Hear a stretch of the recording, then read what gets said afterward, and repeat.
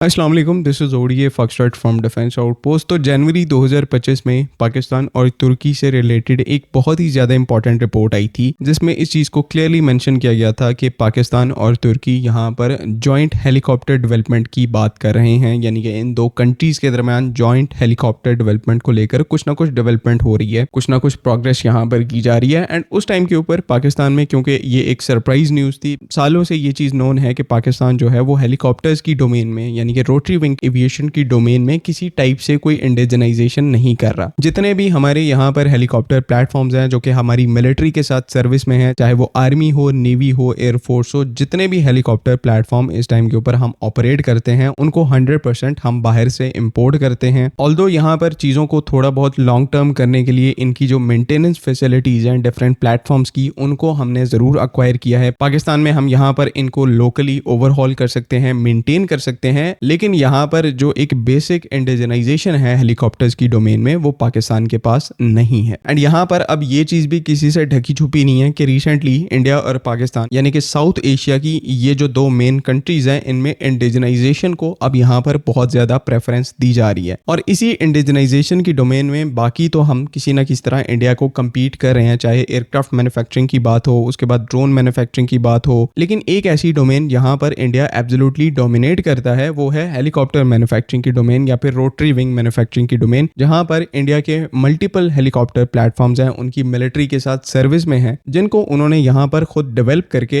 एक बड़े नंबर में अपनी मिलिट्री के अंदर शामिल किया है। और सेम यही कैपेबिलिटी पाकिस्तान में इसका कोई नामो निशान नहीं है। इस चीज का क्रेडिट आप इंडिया की सुपीरियर इकोनॉमी को दे सकते हैं। और पाकिस्तान के डिफेंस में ये चीज है कि हमारी इकोनॉमी उतनी ज्यादा स्ट्रेंथन नहीं है कि हेलीकॉप्टर मैन्युफैक्चरिंग जैसे जो एक कॉम्प्लेक्स टास्क है उसको हम यहाँ पर अंडरगो कर सके। लेकिन अब यहाँ पर आहिस्ता आहिस्ता चीजें चेंज हो रही हैं, बिकॉज चुप करके तो हम ऑब्वियसली नहीं बैठ सकते। जितनी इंडिजनाइजेशन और दूसरी कंट्रीज कर रही हैं, हमें भी उतनी इंडिजनाइजेशन को फोकस करना है। चाहे हम उतने लेवल पर ना जा सकें, लेकिन कुछ ना कुछ हमें यहाँ पर स्टार्ट करना है। और बाकी डोमेन्स में पाकिस्तान रिलेटिवली बहुत अच्छा परफॉर्म कर रहा है। हमारा जो GF-17 एयरक्राफ्ट है उसकी आप एग्जांपल ले लें, पार्टनरशिप के साथ बनाया हमने चाइना के साथ, वो एक एक्सपोर्ट सक्सेस है। प्रोडक्शन लाइन पाकिस्तान में है, जो पूरी टेक्नोलॉजी है उसको पाकिस्तान में मैन्युफैक्चर किया जाता है। तो कई ऐसी डोमेन्स हैं जहां पर हम इवन इंडिया को टो टू टो कम्पीट कर रहे हैं और इनसे ऊपर जा रहे हैं। तो यही सारी चीजें अब इस टाइम के ऊपर पाकिस्तान की जो लोकल डिफेंस इंडस्ट्री है, जो हमारी R&D इंस्टीट्यूट्स हैं, उनको इंकरेज कर रही हैं कि हम हेलीकॉप्टर प्लेटफॉर्म्स में भी इंडिजनाइजेशन की कोशिश करें। और इस टाइम के ऊपर इसी साल 2025 में तुर्की को एज अ मेन पार्टनर लेकर इस चीज के ऊपर काम जो है वो स्टार्ट किया गया। एंड इस अपडेट को इस टाइम के ऊपर हम इस वजह से डिस्कस कर रहे हैं बिकॉज 2-3 दिन पहले पाकिस्तान एयरफोर्स और तुर्किश एयरफोर्स के दरमियान 8th हेडक्वार्टर्स कॉन्फ्रेंस हुई है, जहां पर ईयर एंड की जो पूरी प्रोग्रेस है, तुर्किश एयरफोर्स, पाकिस्तान एयरफोर्स, तुर्की की जो डिफेंस इंडस्ट्री है, पाकिस्तान की जो डिफेंस इंडस्ट्री है, उनके दरमियान जो कोलैबोरेशंस हुई, जो अचीवमेंट्स, जो प्रोग्रेस हुई, उनका यहाँ पर एक ईयर एंड रिव्यू होता है। और नेक्स्ट साल के लिए, यानी कि 2026 के लिए, यहाँ पर इन कॉन्फ्रेंसेस के अंदर गोल्स सेट किए जाते हैं नेक्स्ट जनरेशन टेक्नोलॉजी को लेकर, 5th जनरेशन एयरक्राफ्ट को लेकर, जो कि ये दो कंट्रीज साथ में अचीव करेंगी। एंड ये जो मीटिंग 2-3 दिन पहले तुर्की के अंदर हुई है, इसमें अगेन यहाँ पर अब रिपोर्ट्स आ रही हैं कि हेलीकॉप्टर मैन्युफैक्चरिंग को लेकर अगेन 2-3 दिन पहले पाकिस्तान एयरफोर्स और तुर्किश एयरफोर्स के दरमियान इंपॉर्टेंट प्रोग्रेस हुई है। एंड जिस हिसाब से तुर्की और पाकिस्तान के दरमियान हेलीकॉप्टर प्रोजेक्ट को लेकर एक ईयर एंड रिव्यू यहाँ पर चल रहा है, उससे देखकर यहाँ पर ऐसा लग रहा है कि 2025 में इन दो कंट्रीज के दरमियान हेलीकॉप्टर डेवलपमेंट को लेकर कुछ काफी ज्यादा इंपॉर्टेंट प्रोग्रेस हुई है, जिसको ईयर एंड में हाई लेवल मीटिंग के अंदर डिस्कस किया गया है। और 2026 को लेकर नए गोल्स को यहाँ पर रखा गया है। एंड ऑब्वियसली फिर इसी डोमेन में काम होगा कि पाकिस्तान के पास भी हेलीकॉप्टर्स को मैन्युफैक्चर करने की जो कैपेबिलिटी है वो इंडिजिनसली बिल्ड की जाए। तुर्की की यहाँ पर बात करें तो ऑब्वियसली मिलिट्री डोमेन के अंदर, क्योंकि ये सारी जो डिस्कशन है वो मिलिट्री डोमेन के अंदर हो रही है, तो वहां पर उस सेक्टर के अंदर तुर्की ने सक्सेसफुली एक यूटिलिटी हेलीकॉप्टर को भी डेवलप किया है, अटैक हेलीकॉप्टर भी डेवलप किया हुआ है, T-129 अटैक जो है। उसके बाद यहाँ पर एक नेक्स्ट जनरेशन अटैक हेलीकॉप्टर के ऊपर भी काम चल रहा है, जिसका नाम अटैक 2 है। और इसी के सबसे ज्यादा चांसेस हैं कि क्योंकि अंडर डेवलपमेंट प्रोजेक्ट है, तो पाकिस्तान यहाँ पर इसकी डेवलपमेंट का पार्ट बनकर फ्यूचर में इसी को को डेवलप करेगा, यानी कि पाकिस्तान में मैन्युफैक्चर करेगा। एंड पाकिस्तान की जो मिलिट्री है वो फिर इस हेलीकॉप्टर को अपनी सर्विस में इंडक्ट करेगी। बिकॉज ये जो अटैक 2 प्लेटफॉर्म है ये नेक्स्ट जनरेशन टेक्नोलॉजीज के साथ आता है, तो जब तक पाकिस्तान यहाँ पर अपनी इंडिजिनस हेलीकॉप्टर मैन्युफैक्चरिंग करने की कैपेबिलिटी को डेवलप करेगा, और जब उस टाइम के ऊपर इन हेलीकॉप्टर्स को मैन्युफैक्चर करके हम अपनी मिलिट्री के अंदर अंदर शामिल करेंगे तो ये वक्त के साथ भी रेलेवेंट रहेगा। बिकॉज आजकल के जो कन्वेंशनल अटैक हेलीकॉप्टर्स हैं T129 जैसे, उसके बाद Z10ME जैसे, वो आज के लिए तो रेलेवेंट हैं, लेकिन फ्यूचर का नहीं पता कि फ्यूचर में बैटलफील्ड के ऊपर क्या डिमांड हो, उसके हिसाब से अटैक हेलीकॉप्टर्स को एडजस्ट करना पड़े। तो इस एडजस्टमेंट के लिए तुर्की का जो नेक्स्ट जनरेशन अटैक 2 है वो सूटेबल है और इसी की लोकल मैन्युफैक्चरिंग को अक्वायर करना पाकिस्तान के लिए ज्यादा सेंस बनाता है। वैसे तो तुर्की का जो यूटिलिटी हेलीकॉप्टर है उसकी लोकल मैन्युफैक्चरिंग को भी अक्वायर हम कर सकते हैं, बिकॉज चाहे यहाँ पर पाकिस्तान आर्मी, नेवी, एयरफोर्स की बात कर लें तो एक नया जो यूटिलिटी हेलीकॉप्टर है उसकी तो जरूरत तीनों मिलिट्रीज को है एंड हो सकता है पाकिस्तान और तुर्की की साइड से इनको भी जॉइंटली प्रोड्यूस किया जाए। एंड काफी लोग अब यहाँ पर इस चीज को पॉइंट आउट करेंगे कि पाकिस्तान को अब ग्राउंड अप से अपना एक इंडिजिनस हेलीकॉप्टर डिजाइन करके उसको जो है वो फिर मैन्युफैक्चर करना चाहिए। तो ये चीज आपको यहाँ पर समझने की जरूरत है कि जब मिलिट्री डोमेन में हम बात करते हैं तो आपके पास इतना ज्यादा टाइम नहीं होता। टेक्नोलॉजी जो है वो बहुत ही ज्यादा तेजी से इवॉल्व होती है और कहीं से भी आप 5 से 7 साल जो है वो एक नए एयरक्राफ्ट को, एक नए डिजाइन को बनाने में नहीं लगा सकते, जिसका ऑलरेडी एक अल्टरनेटिव जो है वो आपके पास मौजूद है और वो फ्लाई कर रहे हैं। Just for the sake of ये कहने के लिए कि ये हमारा एक अपना डिजाइन है, इस चीज के पीछे 5 से 7 साल जो है वो जाया करना सेंस नहीं बनाता। अगर आपकी एक फ्रेंडली कंट्री ने ऑलरेडी एक हेलीकॉप्टर को बनाया हुआ है तो उसकी लोकल मैन्युफैक्चरिंग को अक्वायर करके, उस डोमेन में एक्सपीरियंस गेन करके फिर उसी प्लेटफॉर्म के ऊपर बिल्ड करना, ये चीज यहाँ पर ज्यादा सेंस बनाती है। और पाकिस्तान अगर इसी डोमेन में जाता है तो ही हमारे लिए बेस्ट चांसेस हैं कि रोटरी विंग एविएशन में भी हम यहाँ पर इंडिजनाइजेशन कर सकते हैं और हमारी जो एग्जिस्टिंग डिपेंडेंसीज हैं दूसरी कंट्रीज के ऊपर उनको कम कर सकते हैं। आई होप कि तमाम चीजें यहाँ पर क्लियर हैं। अगर इससे रिलेटेड कोई कंफ्यूजन है तो काइंडली उसको कमेंट्स में जरूर मेंशन करें। बाकी अगली वीडियो तक के लिए अल्लाह हाफिज़। पाकिस्तान